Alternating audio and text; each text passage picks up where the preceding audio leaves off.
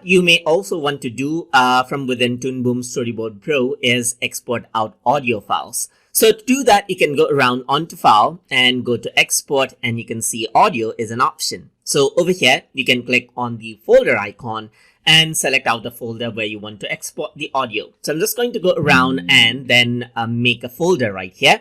In this new folder too, I'm just going to select out the folder.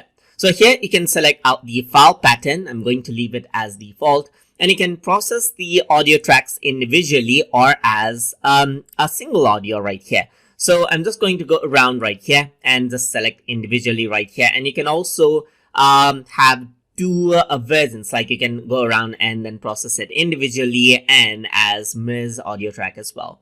So I'm just going to keep it individually, and here you can see that it's a single track right here. And right now, what I want to do is break the sound as per the scenes that I have right here. So depending on the scene, the audio track will be divided accordingly. So depending on the quality that you want, you may want to increase out the quality by changing the sample rate right here. So 22 Hz is okay if it is just for preview purposes, but if you want high quality, then 48 is recommended. You can also go around over here and choose mono or stereo channel, that is single audio, or two audio sources right here.